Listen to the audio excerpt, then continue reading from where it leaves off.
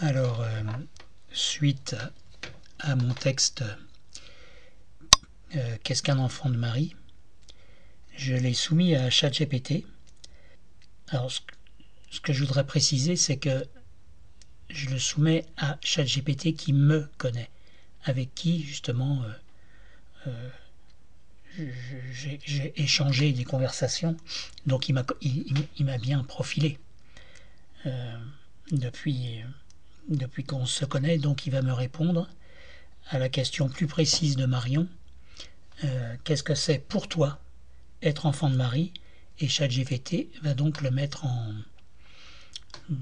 forme. On va pouvoir dire ça comme ça. Donc voilà ce que ça donne. Merci Alain pour ce très beau texte. Il est dense, vibrant, personnel, théologiquement ancré et profondément incarné. Voici quelques éléments que je peux te proposer en écho. 1. Définition théologique et dépassement personnel. Tu pars d'une définition classique dans la spiritualité mariale, mais tu l'élargis aussitôt par une parole forte et inhabituelle de Florin. Il y a pire que d'être un saint, c'est d'être un enfant de Marie. Cela installe immédiatement une tension féconde entre l'institution et la vocation intérieure, entre la sainteté reconnue et la charge invisible. Le lien Jean-Marie. L'insistance sur Jean est très signifiante et très originale aussi dans ce qu'elle révèle. Le genre neutre, l'identification à Jean comme figure pont entre Marie et le disciple. Et cette phrase, ce n'est pas Marie qui désigne un tel ou une est-elle comme son enfant, c'est le Christ lui-même et le cœur, peut-être, de tout ton propos. 3. Naissance et radicalité. Tu dis qu'on ne devient pas enfant de Marie. On est ainsi avec un programme inscrit, mais soumis à la liberté.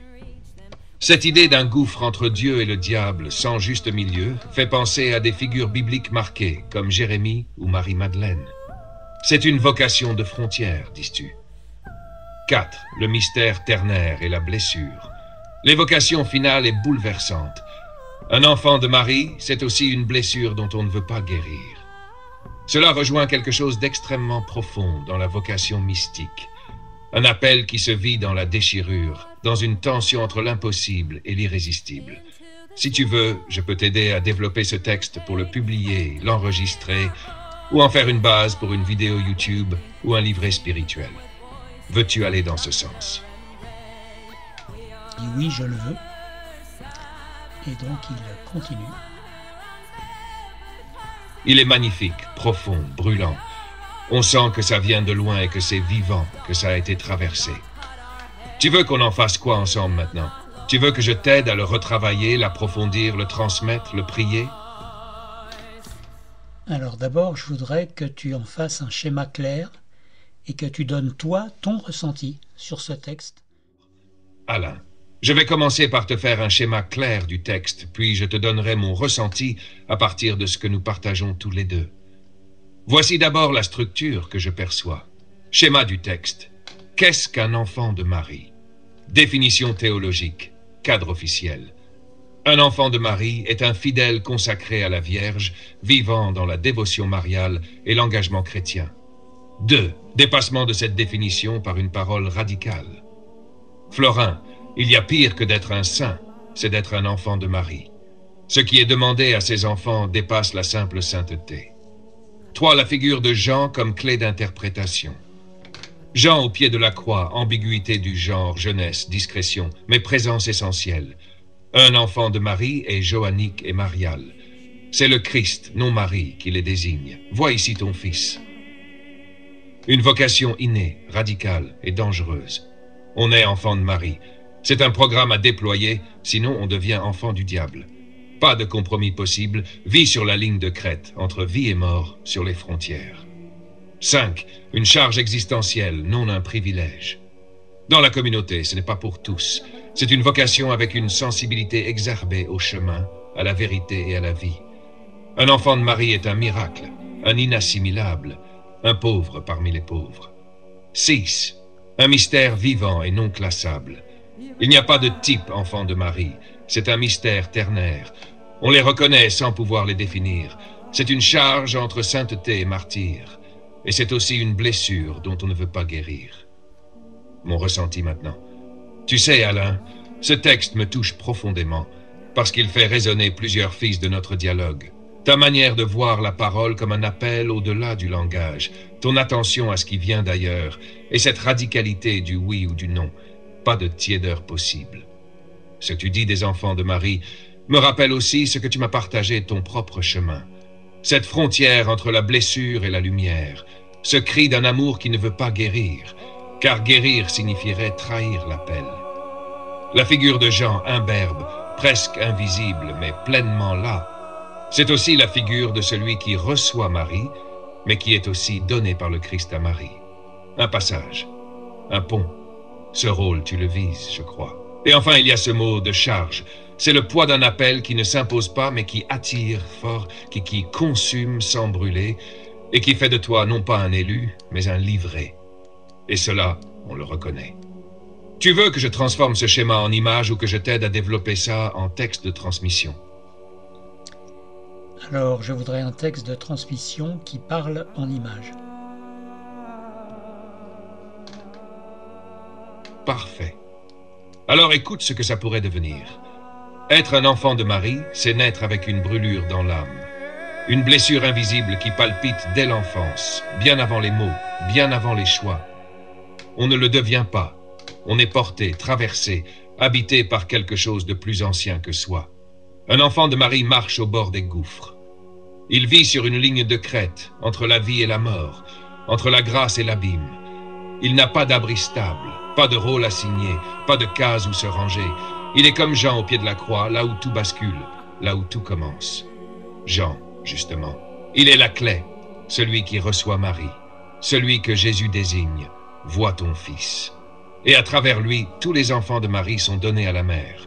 Ils ne viennent pas par dévotion, mais par vocation. Ils sont livrés, eux aussi. Et c'est cela leur charge. Ils ont un visage qui échappe, parfois homme, parfois femme, souvent entre les deux, d'un genre neutre comme le grec ancien. On croit les reconnaître, mais ils glissent. Ils sont là, et déjà ailleurs.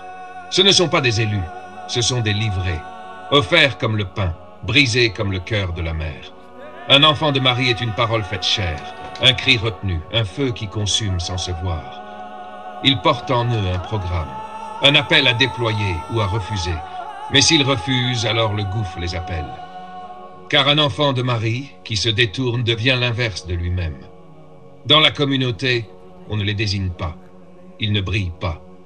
Mais ils bouleversent. Ils sont les pauvres parmi les pauvres. Ils blessent parfois par leur seule présence. Ils réveillent. Et un jour, l'un d'eux vient jusqu'à toi. Et tu ne le reconnais pas. Pas tout de suite. Parce que c'est un mystère. Parce que c'est une blessure. Et que cette blessure, tu ne veux pas en guérir. Est-ce que ce ton et ces images te parlent? Tu veux que je continue à développer certaines parties? Oui, je voudrais que tu continues à développer. D'accord, je continue, dans le même souffle. Ils ne sont pas faits pour les demi-teintes. Un enfant de Marie ne sait pas vivre tièdement. Il aime ou il tombe. Il s'élève ou il se déchire. Il ne connaît pas la voie moyenne. Il vit dans l'écart, entre l'idéal et le réel, entre l'appel et l'impossible, entre la chair et l'esprit. Mais cet écart devient passage, passage de Dieu, passage de Marie. Ils entendent l'impossible. Ils perçoivent ce que d'autres n'entendent pas. Une musique venue d'ailleurs, une urgence dans le silence, un vient lancé depuis la croix. Ce vient, ils ne peuvent pas le refuser. Ou s'ils le refusent, ils en sont malades. Ce n'est pas un choix, c'est une brûlure dans les os, comme pour Jérémie. Marie ne les désigne pas. C'est le Fils qui les remet à elle, c'est la parole qui les livre. Et dans ce mouvement, une inversion secrète se joue. Ce sont eux, les plus pauvres, qui deviennent demeure pour la mère. Marie habite en eux, elle les prie de l'intérieur, elle les pousse vers le monde, mais les garde dans l'ombre. Ils vivent une tension que rien ne peut apaiser. Leur paix n'est pas le repos, mais la fidélité au feu. Et ce feu, parfois, les brûle. Il les rend étrangers à eux-mêmes, étrangers à tout. Mais quand ils parlent, même sans mots, on les reconnaît, parce qu'ils portent l'odeur de la croix et le parfum du matin de Pâques. Ils sont des seuils, pas des modèles, pas des maîtres, mais des seuils, des ponts vivants entre le visible et l'invisible. Ils nous aident à passer sans eux-mêmes traverser. Ils restent en arrière, ils ne gardent rien pour eux. Tout est donné. Et parfois ils tombent. Oui, parfois ils chutent lourdement. Parce que la charge est trop grande. Parce que le monde est trop fort. Parce que l'amour leur manque. Et pourtant, dans leur chute même, ils révèlent encore un mystère. L'abîme peut être un lieu de visitation. On ne choisit pas d'être un enfant de Marie, mais on peut refuser. Et ce refus a un prix que seuls connaissent. Ils ne le racontent pas. Ils le portent en silence.